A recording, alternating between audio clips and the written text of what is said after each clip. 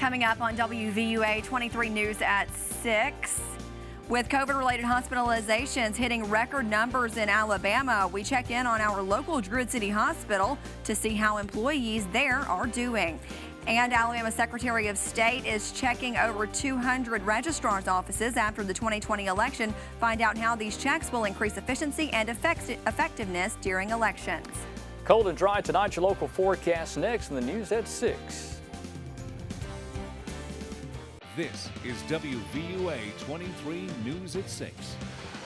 Good evening, I'm Chelsea Barton, in tonight for Lynn Brooks. Topping our news tonight, freezing temperatures are being seen all across Alabama, and parts of our state even saw some snowfall. Chief Meteorologist Richard Scott joins us now with a first look at our forecast. Hey, Chelsea, pretty cold across central Alabama. Bitterly cold out there. 30 in Jasper. We've got Coleman at 31. They'll likely spend about 16 to 17 hours below freezing tonight. It'll be tomorrow morning before you get back above freezing. Currently 46 in Tuscaloosa, Birmingham 41, Linden at 38. Interesting, Tuscaloosa is one of the warmer spots on the map, but temperatures are falling all over Alabama with that clear sky and that dry air in place. Will remain dry through tonight. Here's a look at the forecast. Around 30 on average by 10 o'clock. Understand some of us like Jasper and Coleman already cooler than that. Will be around 28 by 1 a.m. and overnight tonight expect temperatures in the low 20s. In fact, places like Jasper, Coleman, Haydenville, and Gadsden around 19, 20 degrees tomorrow morning. That pipe bursting type of cold, and down to the south, Demopolis towards Clanton at around 25. More on your local forecast. Look at the 7-day coming up in just a few minutes. Chelsea? Thanks, Richard. Today is the first day of December, and it looks like this cold weather may be sticking around for a while. So here are some tips on how you can stay safe during this wintry weather. When you are out, do not forget to wear layers and bring a jacket. Your face mask can double as a face protection to protect your lungs from the cold and from COVID. To keep pipes from freezing, never set your heat lower than 55 degrees. Make sure to keep pets inside because they get cold too. And make sure to put a blanket and keep jumper cables in your car in case you break down in the cold. The Alabama Department of Public Health is currently reporting 210,037 confirmed cases of COVID-19. That's 2,014 more than yesterday. State officials are reporting seeing 1,785 inpatients today, a new record high. Since March, nearly 160,000 people have recovered from the virus, while 3,280 Alabamians have died from this disease. Here in Tuscaloosa County, 9,476 cases and 121 deaths are being reported. Our frontline healthcare workers have been caring for COVID-19 patients for 10 months now. We wanted to know how the doctors, nurses, and staff at DCH are holding up. WVUA 23's Andrea Matei has sort of a health and wellness status report on how they are doing. Druid City Hospital has treated close to 100 COVID patients recently, with numbers as high as they were back in late July and August. The pandemic has been hard on families whose loved ones are battling the coronavirus, and the frontline workers here have never faced challenges like these. Andy North is the Vice President of Marketing and Communications at DCH. They have been exceptional.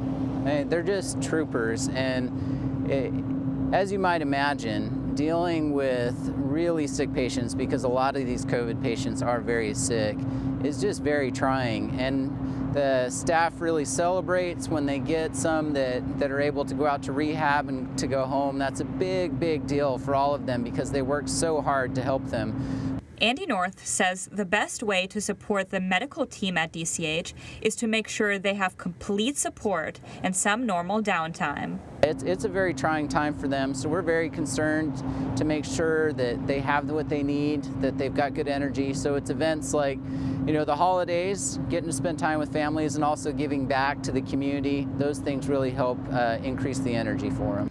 Like all of us, frontline healthcare workers are looking forward to better days. Well, there is some good news on the horizon with the rapid development of effective COVID-19 vaccines. Yeah, we've already started discussions on what the vaccination process would look like for both our employees and maybe even the community. We're kicking around a lot of ideas on how we can help facilitate that for the community as well as for our employees. So we're looking forward to it and hoping to get more information soon. There are reports that say some vaccines could be administered to healthcare workers as soon as mid-December. In Tuscaloosa County, Andrea Matei, WVUA 23 News. UAB is also reporting record high hospitalizations this week. 125 people are hospitalized at UAB due to COVID-19, shattering records from late July. Case numbers and hospitalizations remained relatively steady throughout the fall, but now an alarming spike in cases has been seen across the state. This rapid spike, according to Dr. Jeannie Marazzo, director of UAB's Division of Infectious Diseases, does not reflect any cases caused by Thanksgiving gatherings yet. We haven't even seen the effect of Thanksgiving travel and Thanksgiving socialization gatherings. That was just a couple of days ago, and as we know now, and as all you know, we see these trends come about 10 to 14 days initially after people start to get infected, start to see cases, we start to see hospitalizations rise, and then we start to see deaths about 3 weeks later. Today at Bevel State, they hosted a groundbreaking ceremony for their new mine training expansion on the Summiton campus. The expansion will give the training center a new mock long wall with all of the necessary equipment and a modern classroom inside the mine. The additions to the facility will make the center a training venue for mine rescue team scenarios. Senator Greg Reed says that this expansion will help promote economic success here in the community and around the globe. And will be an opportunity for good training for good men and women that are involved in a great industry right here in our community that are going to be making good incomes for their families and promote economic and industrial growth throughout the globe.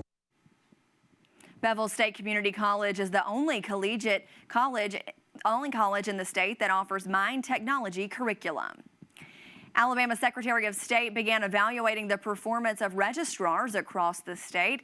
The Secretary of State's office will evaluate all 201 registrars across 67 counties. The goal is to analyze all former election procedures and ensure that the best practices are being followed for all future elections in order to create effective and efficient elections.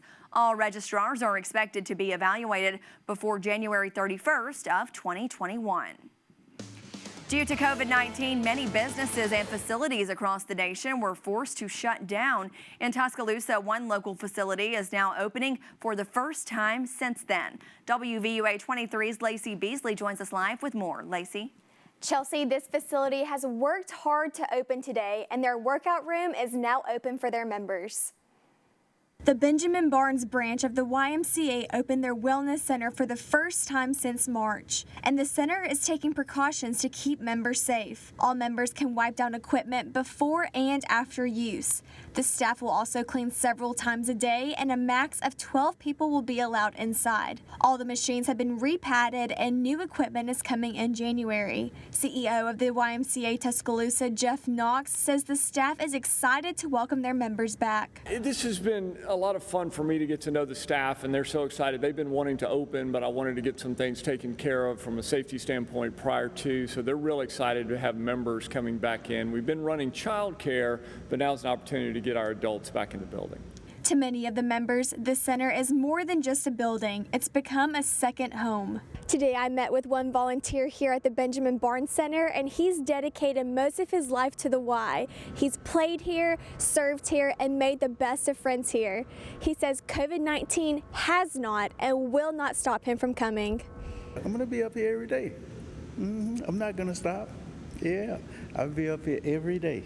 Abrams basically grew up attending the Y, and the people here have become his family. Even in a season of social distancing, he is still sure to keep the people at the Benjamin Barnes Center close to him. It's really like a family to me, you know, because I don't have any brothers, you know, so the guys that I went to school with, and so, you know, it really means a lot to be here and fellowship with, you know, with the people that work here.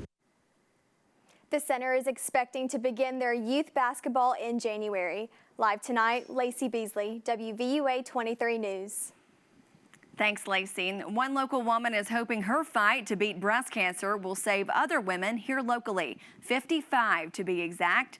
Annette Smallwood was diagnosed with breast cancer 2 months before her 55th birthday. Since it was her annual mammogram that caught her cancer, Smallwood decided she wanted to give 55 other women access to this health care as well. In an effort to raise these funds, Smallwood created the initiative 55 for 55. Her goal is to raise $7,000 to pay for these 55 mammograms.